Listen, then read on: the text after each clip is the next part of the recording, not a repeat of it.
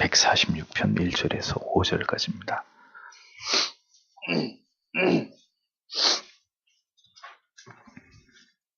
같이 읽겠습니다. 할렐루야. 내 영혼이 여호와를 찬양하라. 나의 생전의 여호와를 찬양하며 나의 평생에 내 하나님을 찬송하리로다. 방백들을 의지하지 말며 도울 힘이 없는 인생도 의지하지 말지니 그 호흡이 끊어지면 흙으로 돌아가서 당일에 그 도모가 소멸하리로다. 야곱의 하나님으로 자기의 도움을 삼으며 여호와 자기 아버 하나님께 그 소망을 두는 자는 복이 있도다. 아멘. 자리에 앉으십시오.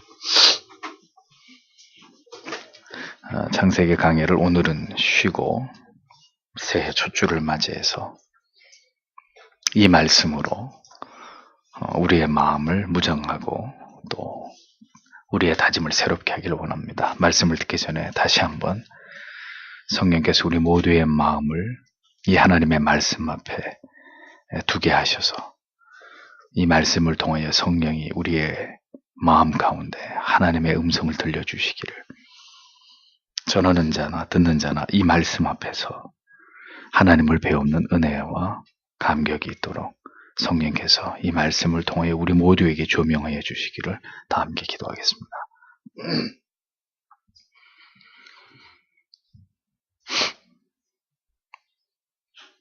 아버지 하나님, 은혜를 주시고 이 시간에도 하나님의 말씀이 우리의 마음 가운데 분명히 새겨지도록 도와주시옵소서. 거룩하신 하나님, 우리 모두에게 하나님이여 말씀하여 주시고 이 말씀이 이 한 해를 살아가는데 우리의 영혼에 귀한 자양분이 되도록 하나님 도와주시옵소서. 이 말씀을 통하여 다시 한번 우리의 영혼을 깨우시고 하나님 앞에서 하나님 우리가 이 말씀을 통하여 주시는 기도의 제목을 붙들고 간절히 기도함으로 무장하고 또 이 한 해를 시작하는 은혜가 있도록 하나님 도와주시옵소서. 주님께서 친히 이 시간에도 말씀을 통하여 우리 모두에게 역사하여 주시기를 바라오며 예수님 이름으로 기도드립니다. 아멘. 자기 하나님에게 그 소망을 두는 자는, 이런 제목으로 하나님의 말씀을 전하도록 하겠습니다. 웨스트민스터 대유리 문답 1번은 소유리 문답 1번과 함께 사람의 첫째 되고 가장 높은 목적은 무엇입니까? 라고 질문하고 있습니다. 그리고 그에 대한 답변으로 사람의 첫째 되고 가장 높은 목적은 하나님을 영화롭게 함과 영원토록 하나님을 온전히 즐거워합니다. 이렇게 답변하고 있습니다. 성경과 교리는 인간의 존재의 그 목적과 그 의미는 하나님을 영화롭게 하고 영원토록 그 하나님으로 인해서 온전히 우리가 즐거워하는 것이다. 이렇게 설명해 주고 있습니다.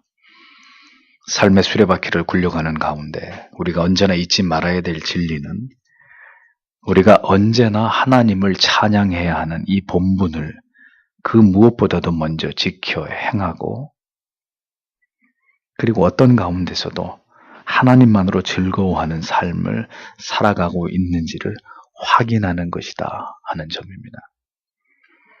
만약 우리의 삶이 하나님의 자녀로 부름을 받은 이 궁극의 이유로부터 멀어지고 있다면 결코 이것은 구원받은 신자로서의 올바른 삶을 살아가고 있는 것이 아닌 것이 되는 것입니다.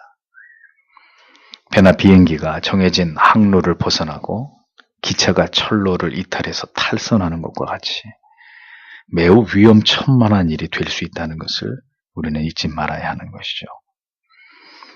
150편에 걸친 시편의 모든 시의 결말은 할렐루야에서 시작해서 할렐루야로 끝이 나고 있는 시편 146편에서부터 150편에 이르는 이 4편의 시에 잘 드러나고 있습니다. 본 시는 시편 전체의 결말의 부분의 첫 번째 시편으로 하나님을 찬양하라는 요청과 또 창조와 역사에 나타난 하나님의 사역, 하나님의 은혜에 대한 찬양을 그 시의 주제로 삼고 있는 것을 봅니다. 장차 완성될 영광스럽고 종말론적인 하나님의 나라를 바라보고 그것을 소망하면서 담담하게 자신이 알고 있는 하나님의 위대하신 성품과 속성을 자신의 신앙의 고백을 통해서 담아내고 있는 그런 내용을 이 시편 속에서 확인할 수 있죠. 새해를 시작하면서 이 시편을 통해서 우리의 마음에 하나님께서 주시는 말씀으로 올바른 방향을 설정하고 이 말씀을 통해서 우리 모두가 하늘의 위로와 소망을 얻게 되기를 바랍니다. 오늘 본문의 1절을 보면 너희는 여호와를 찬양하라. 나의 영혼아 너희는 여호와를 찬양하라. 이렇게 직역이 되고 있는 것을 봅니다. 시인은 지금 가슴이 터질 듯한 감격 속에서 두 번이나 여호와를 찬양하라 라고 자신에게 외치고 있습니다. 하나님께서 우리에게 바라시는 가장 하나님이 기뻐하시는 모습은 바로 하나님께서 우리에게 행하신 일들이 무엇인지를 깊이 깨닫고 그것을 감사하는 자들이 하나님께 올려드리는 찬양입니다. 이사야 43장 21절은 이 백성은 내가 나를 위하여 지었나니 나의 찬송을 부르게 하려 함이니라 라고 기록하고 있습니다. 유대인들은 매일 하나님께 드리는 아침의 첫 기도문 가운데 내 영혼아 여호와를 찬양하라 이 구절을 사용하고 있습니다.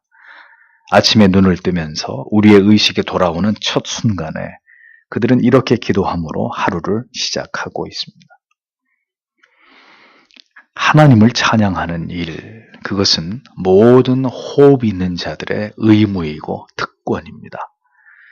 그래서 시편 150편의 가장 마지막 구절, 시편 전체를 끝내는 제일 마지막 구절이 무엇이죠? 호흡 있는 자마다 여호와를 찬양할지어다. 할렐루야. 이렇게 시편 150편이 마무리되고 있습니다. 숨을 쉬면서 살아가는 모든 하나님의 백성들이 그 코에서 생기가 떠나가는 순간까지 결코 잊지 말아야 될 사실은 우리의 존재의 가장 중요한 의무는 하나님을 찬양하는 것이다 라는 것을 우리는 기억해야 하는 것입니다. 언제나 하나님의 말씀과 기도 안에서 깊은 교통을 갖는 하나님의 사람들에게 나타나는 감추어지지 않는 거룩한 정서는 바로 온 마음을 다해서 하나님을 찬양하고 싶은 거룩한 갈망입니다. 하나님의 자녀들이 하나님의 은혜 속에서 하나님과 가장 올바른 관계를 맺으면서 살아갈 때 그들에게서 가장 빈번하게 드러나는 모습은 바로 온 마음을 다해서 하나님을 찬양하는 모습입니다. 반대로 하나님과 가장 멀어지게 될 때, 하나님과의 관계가 급격히 멀어지게 될 때 가장 먼저 소멸되는 것은 역시 하나님을 찬양하는 모습이다 라는 겁니다. 하나님과의 관계가 무너지고 있는 인생들은 하나님이 아닌 자기 자신을 찬양하면서 그렇게 살아가는 삶으로 급격히 치우치고 거기에 몰입되기 마련입니다. 그래서 자신을 즐겁게 하고 자기를 행복하게 하고 자신이 하고 싶은 일을 행하면서 살아가는 것을 삶의 낙으로 여기게 되는 영혼의 타락과 변질이 그의 영혼 가운데 일어나게 되는 것이죠. 시편의 기자는 견고한 하나님과의 관계를 바탕으로 이제 영원히 거하게 될 하나님의 나라를 소망 가운데 바라보면서 하나님으로 인해서 충만한 자신의 영혼의 상태를 이러한 고백으로 표출하고 있었던 것을 보게 됩니다. 여러분이 지금 이 순간 한 해를 시작하면서 그리스도의 은혜와 하나님의 사랑으로 여러분들이 충만하시다면 여러분의 마음도 이와 다르지 않을 것입니다. 내 영혼아, 올 한 해에도 매일 매 순간 하나님을 찬양하면서 하나님을 높이는 일에 최선을 다하도록 하자. 그것이 나의 존재의 의미이고 목적이자 나의 참된 기쁨이기 때문이다. 이런 거룩한 마음의 다짐과 결의가 여러분 안에도 생겨나게 될 것입니다. 이러한 고백이 바로 우리가 하나님의 자녀인 증거이고 우리가 여전히 하나님의 은혜 안에서 살아가고 있다는 중요한 증표가 되는 것이라는 거죠. 한글 성경에는 나타나 있지 않지만 원문에는 하나님을 찬양하라라는 말이 2번이나 반복되어 나타나면서 시인이 지금 하나님을 찬양하고자 하는 열망이 얼마나 뜨거운지를 생생하게 묘사하고 있는 것을 보게 됩니다. 언제나 어떤 순간이 우리에게 찾아오더라도 우리 안에 우리와 함께 하시는 하나님으로 인해서 올 한 해 동안 우리의 삶 속에서도 매 순간 이와 같은 시인의 고백이 우리 안에도 충만하게 되기를 소망합니다. 그것을 가능하게 하는 것은 앞에서도 말씀드렸다시피 언제나 하나님과 올바른 신앙의 관계를 유지해 나아가는 일이 전제됨을 통해서라는 것을 우리는 기억해야 할 것입니다. 하나님 안에 거할 때 우리의 삶은 더욱 하나님을 찬양할 이유들로 풍성해질 수 있는 것입니다. 하나님의 속성과 성품을 진리 안에서 발견하고 그것에 감격하고 기뻐할 때 우리가 하나님을 찬양하게 되는 일은 지극히 자연스러운 일이 될 수 있는 것이죠. 우리가 어떤 사람에게 내가 마음에 들고 매력적으로 느끼는 부분들을 보게 될 때 그 사람에 대한 좋은 감정이 그것이 우정이든 사랑이든 존경이든 더 깊어지는 것과 마찬가지로 하나님을 향해서도 진리 안에서 매일 그 하나님의 속성의 성품의 그 신면막측하심, 그 광대하심, 그 하나님의 크신 긍휼과 자비, 그 하나님의 인자하심을 성도는 매일매일 경험할 때 그 하나님을 더 사랑하게 되고 그 하나님을 더 경외하게 되고 그리하여서 우리의 마음에 자연스럽게 그 하나님을 높여드리고 하나님을 찬양하고 싶은 그런 마음이 우리 안에 끊임없이 일어나는 것이라는 겁니다. 그러므로 하나님을 찬양하는 삶을 살아가기 위해서는 더 힘써서 진리의 말씀과 예배와 기도 안에서 그 하나님의 아름다우심을 경험하는 일들이 더 많아져야 할 것입니다. 하나님을 경외하고 그 하나님을 마음을 다해서 사랑하고 높이고 싶어하는 거룩한 동기가 하나님의 자녀들에게 충만하게 공급되도록 우리의 영혼이 진리의 깨달음과 감격으로 채워지는 그런 시간들이 올 한 해에도 우리의 삶 가운데 있어야 할 것입니다. 영혼이 그렇게 건강한 자라야 그가 하나님을 찬양할 이유로 가득한 자가 되는 것이고 하나님을 찬양하는 기쁨이 넘치는 삶을 살아갈 수가 있는 것이라는 겁니다.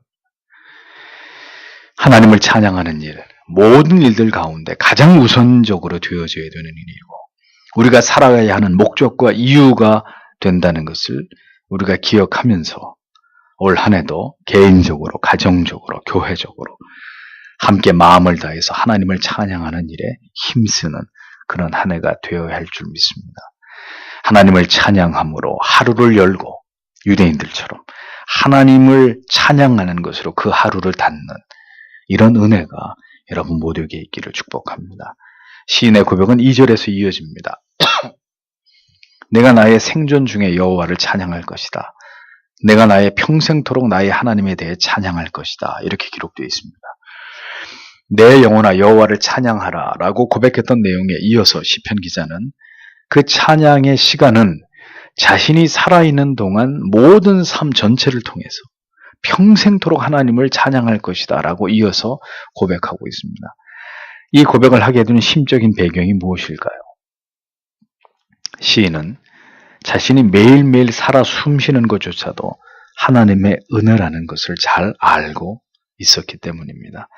하나님의 도우심이 아니면 또 한 날을 시작하고 또 한 날을 닫는 것이 결코 불가능하다는 것을 시인은 고백하고 있는 것이죠. 그러하기에 숨이 붙어있는 오늘 내가 살아있는 동안 그 모든 날들 속에서 하나님의 권능을 찬양하겠노라고 그는 그렇게 다짐하고 있는 것을 볼 수 있습니다. 나의 생전에라는 말과 나의 평생에 이 두 단어가 두 구절이 병행을 이루면서 강조가 되고 있죠.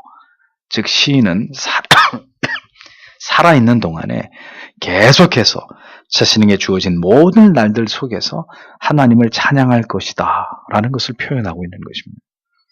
이 고백의 의미는 내가 살아있는 모든 날들 속에서 하나님을 찬양하는 그 일을 가장 중요하게 여기면서 그 가치를 가장 최상으로 여길 것에 대한 의미심장한 다짐입니다. 살아있는 모든 날들 속에서 나에게 있어서 가장 최고의 존재의 이유와 목적과 사명이 있다면 그것은 여호와를 찬양하는 것임을 시인은 강조하면서 그 사실을 자기 자신에게 되뇌이고 있었던 것입니다.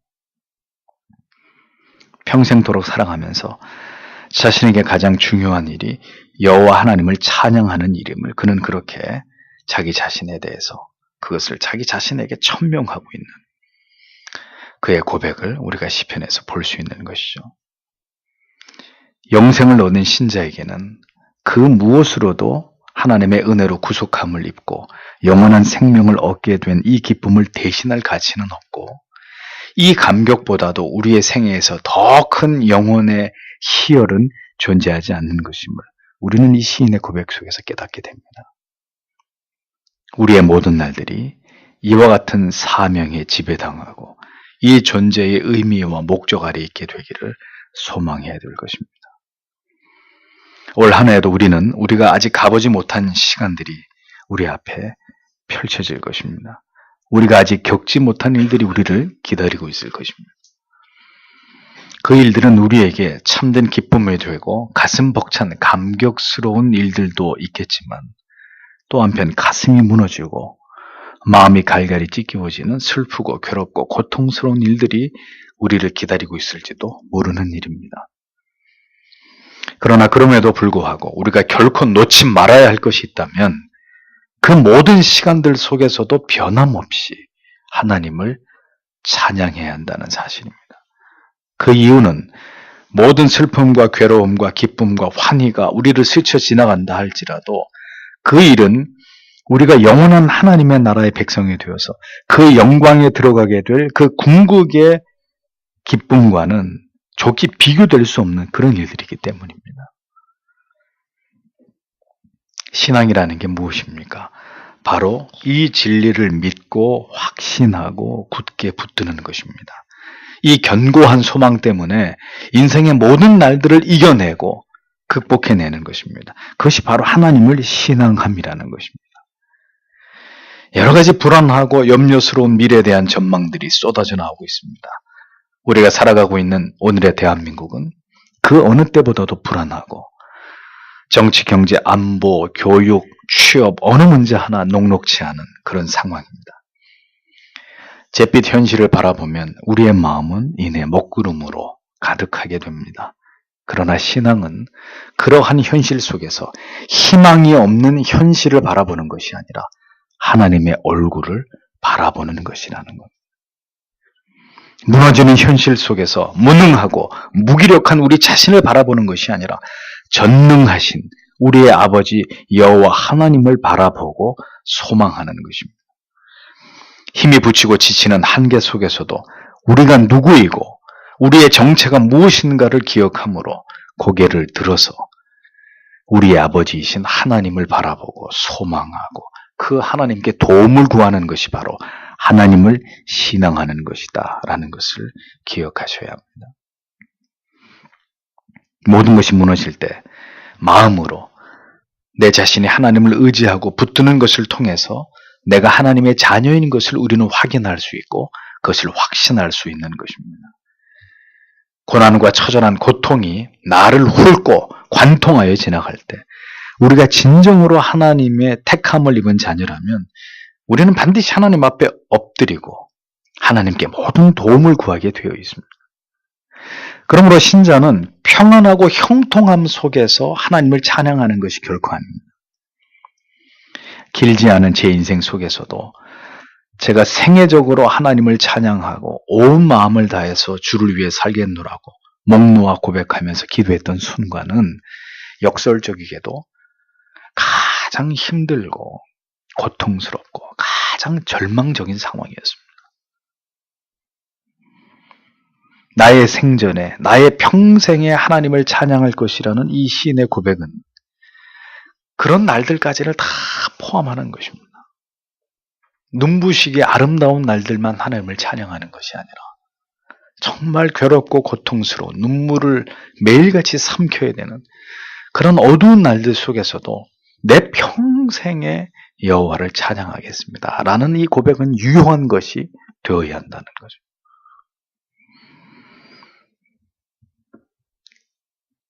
그 고통의 순간에서 하나님을 찬양하는 일은 결코 자신의 의지로 감당해낼 수 있는 일이 아닙니다. 인생의 가장 어두운 밤에 부르는 찬양은 내가 부를 수 있는 찬양이 아니에요. 하나님께서 내 안에서 나를 붙드심으로 흐르는 눈물 속에서 고백하게 되는 하나님께서 주시는 고백이고 찬양입니다. 저는 여러분이 어떤 어려움 가운데서도 이렇게 하나님께 붙들리고 사로잡혀서 하나님을 찬양할 수 있는 그 감격을 맛볼 수 있게 되기를 소망합니다. 오늘도 우리를 구원하여 주시고 영생으로 불러주신 하나님께서는 우리가 이 사실을 기억함으로 우리의 모든 날들 속에서 그렇게 우리가 하나님을 찬양하게 되기를 기뻐하신다는 것을 기억해야 합니다. 그것이 진정으로 우리를 하나님의 자녀 삼으신 하나님의 뜻이기 때문이죠. 그렇게 하나님만을 신뢰하고 어떤 가운데서도 하나님을 찬양하기 위해서는 언제나 우리를 넘어지게 하고 하나님에 대한 견고한 신뢰를 흔드는 대상들에 대한 미련을 우리 안에서 제거해야 되는 것이 전제가 되어야 합니다. 그러므로 시인은 다음과 같이 고백을 하고 있습니다. 3절과 4절을 보면 너희는 고귀한 자들 사람의 아들 중에 의지하지 말라. 그에게는 구원이 없다. 그의 호흡이 떠나간다. 그가 그 흙으로 돌아간다. 그날 중에 그의 생각들이 소멸할 것이다. 이렇게 기록되어 있습니다. 시인은 평생에 하나님만을 찬양하는 일은 견고하게 하나님만을 의지함으로 가능한 이름을 설명하면서 결코 하나님 외에 그 누구도 의지의 대상이 될 수 없다는 사실을 밝히고 있습니다. 방백들이라 함은 최고 주권자들을 의미하는 것으로 유다와 이스라엘의 어떤 종교, 정치 지도자들을 의미하고 나아가서는 이웃의 막강한 힘을 가진 열강들을 의미하기도 합니다. 인간의 관점에서 보면 막강한 권력을 가진 사람이나 이웃 나라의 강대국의 도움과 보호는 우리의 안위를 지키는 일에 있어서 무엇보다 중요한 요소가 될 수 있을 것입니다. 그러나 성경은 단호하게 이야기합니다. 그러한 모든 대상은 결코 우리를 도울 힘이 없는 인생들일 뿐이다. 인생들일 뿐이다. 라고 일관합니다. 구원은 오직 하나님께로 말미암는다. 절박한 상황에서 사람을 의지하는 것만큼 어리석은 일은 없다고 우리에게 가르칩니다. 시인은 하나님 외에는 결코 우리를 도울 자가 없다는 사실을 천명합니다. 이스라엘이 하나님을 버리고 유력한 이웃 나라들을 의지했을 때 하나님이 어떻게 하셨습니까? 이스라엘을 도리어 그들에게 짓밟히게 하셨습니다. 그러나 하나님만을 의지하는 다윗 왕이 이스라엘을 다스릴 때 이스라엘은 전쟁에 나가서 싸우면 어느 나라와도 패배하지 않는 누구도 넘볼 수 없는 막강한 나라로 세워지게 된 것을 볼 수 있습니다. 하나님은 질투하시는 하나님이십니다. 우리가 하나님 외에 다른 무엇인가를 어떤 물질이나 사람을 의지할 때 하나님은 반드시 그것을 통해서 우리에게 배신의 아픔과 고통을 당하게 하시는 하나님이십니다. 사람을 의지할 때 사람에게 뼈아픈 상처와 아픔을 겪을 수밖에 없는 것이 바로 하나님의 섭리이고 그 백성들로 하여금 하나님만을 의지케 하시는 하나님의 방편이라는 것을 우리는 기억해야 되는 것이죠. 상황이 어려워지면 우리는 우리 자신도 모르게 하나님을 찾기보다는 나를 도울 수 있는 사람, 그리고 어떤 제도, 어떤 법을 찾기 마련입니다. 그러나 이것은 결코 바람직하거나 합당한 신자의 삶의 방법이 아닙니다. 그 이유를 이어서 설명하고 있죠. 사람은 언제든 돌연히 임한 죽음으로 인해서 모든 것이 끝나버릴 수 있는 유한한 존재이기 때문이라고 성경은 말씀합니다. 그 호흡이 끊어지면 속히 흙으로 돌아갈 수밖에 없는 무의미한 존재에 지나지 않을 뿐이며, 그렇게 되면 모든 어려움에서 피하기 위해서 우리가 사람을 의지했고 사람에게 기대했던 모든 일들이 다 물거품이 되어버리는 것이다. 이렇게 설명합니다.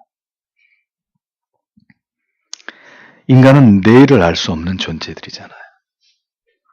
인간이 도모하는 모든 일들은 절대로 그렇기 때문에 신뢰할 가치가 없는 것입니다. 우리에게 생기를 불어넣으신 하나님께서 오늘 이 밤에라도 다시 그 생기를 우리 안에서 거두어 가신다면 인생은 아무런 저항 없이 그 지으신 분께로 돌아가야 되는 그런 존재에 지나지 않는 것입니다. 왜 우리는 하나님을 의지한다고 하면서도 내 인생에 유력한 힘이 되어줄 사람을 의지하려고 할까요? 냉정하게 말씀드리자면 스승도, 직장의 상관도, 심지어 우리의 부모, 우리의 배우자 마찬가지로 절대로 우리의 의지의 대상은 될 수 없다는 사실을 기억하셔야 합니다. 만약에 여러분이 하나님보다 그들을 더 의지하고 있다면 반드시 그 대가를 치르게 될 것임을 기억하십시오. 하나님의 사람들은 세상도 의지하고 하나님도 의지하면서 그렇게 이 세상을 살아가도록 지음받은 존재들이 절대로 아닙니다. 하나님을 찬양하면서 하나님을 높이고 살아가는 인생의 본분을 지키는 일은 사람이 아닌 하나님만을 의지하며 살아가는 자들에게 주시는 특권이고 그들에게 기대하시는 가장 거룩한 의무가 되는 것입니다. 하나님을 찬양할 이유를 하나님을 찬양하는 자에게 하나님께서는 더 풍성하게 제공하시는 아버지시라는 것을 기억하십시오. 의지할 대상이 되지 못하는 사람보다 하나님을 의지할 때 신자는 모든 상황 속에서 우리를 도우시는 하나님을 생생하게 경험하게 되는 것이고 그 경험들은 다시 하나님만을 전심으로 찬양하고 하나님을 높이고자 하는 동기를 우리 안에 제공해 주는 것입니다. 물론 하나님께서 그렇게 우리를 도우시고 지켜주셨기 때문에 하나님을 찬양하는 것은 결코 아닙니다. 언제나 궁극의 하나님을 찬양하는 이유는 바로 우리에게 베푸신 구원과 영생의 감격과 기쁨 때문이어야 하죠. 그러나 그 구원의 기쁨을 노래하면서 언제나 하나님만을 의지하는 자들에게는 사람을 의지함과 비교할 수 없는 하나님의 도우심과 돌보시는 은총을 체험하게 하시는 하나님의 은혜가 있음을 우리는 절대로 잊지 말아야 하는 것입니다. 올 한 해에도 우리는 누구를 의지하면서 또 누구를 신뢰하면서 살아가고자 합니까? 여호사밧 선지자는 역대하 20장 20절에서 이렇게 말씀하죠. 여호사밧이 서서 가로되 유다와 예루살렘 거민들아 내 말을 들을지어다. 너희는 너희 하나님이 여호와를 신뢰하라. 그리하면 견고히 서리라. 그 선지자를 신뢰하라. 그리하면 형통하리라. 라고 이스라엘 백성들에게 선포하고 있었습니다. 우리는 올해에도 우리 마음속에 신뢰의 대상을 정의할 것입니다. 세상과 사람도 신뢰하고 하나님도 신뢰하는 것이 아니라 도울 힘이 없는 인생을 의지함을 철저하게 우리의 마음에서 포기하고 견고하게 하나님만을 신뢰할 것을 마음에 새기면서 그렇게 하나님만을 의뢰할 믿음을 주시기를 오늘도 우리는 하나님 앞에 기도해야 되는 것입니다. 올해는 혼란 속에서 대통령 선거가 치러질 것입니다. 그 결과에 따라서 여러 가지 국가의 정책의 판도가 달라질 것입니다. 그러나 우리가 잊지 말아야 될 것은 우리는 이 세상의 나라에 속한 자들이 아니라는 점입니다. 그래서 과도히 이 세상의 정부나 통치자에게 기대하지 말 것을 미리 여러분들에게 말씀드립니다. 그리고 그러한 정치적인 문제로 인해서 여러분의 신앙이나 교회 공동체가 균열이 일어나지 않기를 원합니다. 누가 대통령이 되고 어떤 정부가 세워지더라도 대한민국의 재앙의 상황은 계속 이어질 것입니다. 부디 우리는 그 어려움 가운데서 오직 하나님만을 바라보고 의지하는 일에 모든 마음을 모아야 할 것입니다. 그리고 성경의 말씀대로 모든 비판을 삼가하고 위정자들을 위해서 기도하는 일들에 최선을 다해야 할 것입니다.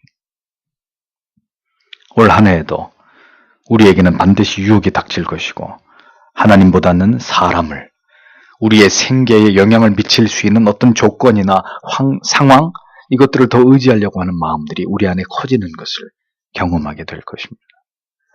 바로 그 순간에 우리는 이 말씀을 기억해야 되는 것이죠.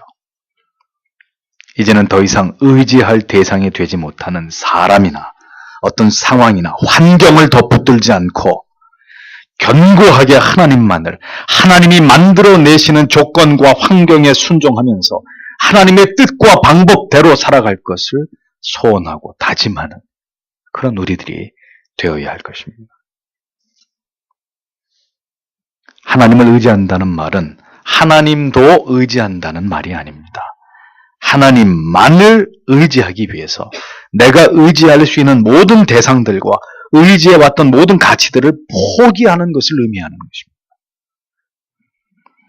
유혹은 더 커지고 세상은 더 우리의 신앙을 회방할 것입니다. 사탄의 물타기는 계속될 것이고 길을 가기는 가되 좁은 길로 가지 말고 많은 사람들이 가는 넓은 길로 가라고 끊임없이 마귀는 우리를 회유하고 조롱하고 우리를 유혹하고 핍박할 것입니다. 부디 그러한 세상이 우리에게 다가온다는 것을 기억하고 그런 유혹과 어려움이 결코 오지 않을 것이라고 속단하지 마시고 믿음으로 모든 일들을 대비하는 지혜로운 성도들이 되셔야 할 것입니다. 모든 일들이 어렵고 힘겨운 속에서도 어떤 자가 그럼 진정으로 복이 있는 사람인가? 시인은 권세자들이나 사람을 의지하지 말라고 권면하면서 이어지는 5절에서 이렇게 고백합니다. 야곱의 하나님을 그의 도움으로 그의 소망이 그의 하나님 여호와께 있는 자는 복들이 있다. 이렇게 기록하고 있습니다. 자, 보세요. 야곱의 하나님이란 어떤 의미입니까? 이는 언약의 하나님을 상기시켜주는 표현으로 이 본서에서만 12회나 12번이나 사용된 것을 보게 됩니다. 어떤 가운데서도 언약을 굳게 지키시는 하나님을 신앙함이 우리의 모든 믿음의 핵심이라는 것을 다시 한번 우리는 이 시편의 말씀을 통해서 깨닫게 됩니다. 우리가 창세기의 강해를 들으면서 가장 중요하게 드러나고 있는 이 하나님의 언약 사상을 우리가 깨닫고 있죠. 아브라함, 이삭, 야곱, 요셉, 그리고 모든 이스라엘 자손들과 그리고 전 세계 우주의 모든 언약의 자손들로 이어지고 있는 이 하나님의 신실한 언약의 위대함이 성경 전체에서 발견되고 있습니다. 신앙은 그 언약의 하나님을 그 자녀들과 맺으신 약속을 굳게 지켜내시는 하나님을 신뢰하는 것입니다. 언약의 하나님께서 반드시 우리와 맺은 그 언약을 신실하게 이행하실 것이라는 것을 믿고 현실을 인내하는 것, 그것이 바로 하나님을 신앙하는 신자의 삶의 방식이라는 것. 하나님으로 우리의 도움을 삼는 것. 올 한 해에도 나의 힘이 아닌 그 누구의 도움도 아닌 하나님의 도우심으로 우리에게 주어진 길을 가기를 소원하고 기도하는 그런 우리들이 되어야 할 것입니다. 하나님께서 우리를 도우실 때까지 어떤 세상의 방식을 통한 사람의 방법을 통한 모든 도움도 거절하면서 하나님의 도우심을 하나님께서 그 문제를 풀어가심을 믿고 기다리는 것, 그것이 올 한 해에도 우리의 삶의 내용과 방법이 되어야 할 것입니다. 하나님의 언약을 신뢰하지 못했던 아브라함과 사례를 보십시오. 결국 하갈을 통해서 이스마엘을 얻는 어리석음을 보이지 않습니까? 우리가 성경에서 그와 같은 것을 보고도 그것을 반복하는 어리석은 자들이 되어서는 안 되는 것이죠. 반짝이는 것이 모두 금이 아닙니다. 우리가 생각하는 가장 좋은 것이 하나님께서 허락하시지 않은 것일 수 있습니다. 언약이 이루어지기까지는 실로 지루한 기다림이 있었다는 사실을 우리는 절대로 간과해서는 안 됩니다. 야곱의 하나님, 모든 언약을 자기 백성들 안에서 성실하게 이루어 오신 그 하나님을 의지하고 신뢰하십시오. 신자가 걸어가는 길은 이 세상에서는 더디고 한참을 돌아가고 그리고 힘겹고 고통스러운 좁은 길일 수 있다는 것을 잊어버리지 마십시오. 그럼에도 불구하고 하나님만으로 소망을 삼는 사람들은 어떻게 합니까? 순종함으로 그 길을 걸어가는 사람들이. 그 길만이 하나님이 기뻐하시는 하나님을 신뢰하는 길이기 때문입니다. 그 길만이 가장 가치 있는 길이고 주께서 인정하시는 참된 신앙의 길이기 때문이죠.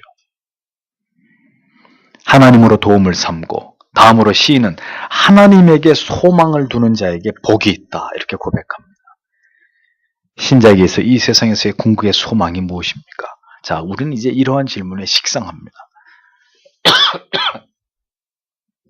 우리의 소망, 형통과 번영, 건강, 물질의 축복 이런 것들이 우리의 궁극의 소망일 수 없음을 우리는 이제 잘 알고 있습니다. 그렇다면 중요한 것은 자, 그런 것이 우리의 소망이 되지 않는 것은 분명한데 그러면 하나님이 과연 우리의 소망이 되어가고 있는가 하는 점을 생각해 봐야 합니다.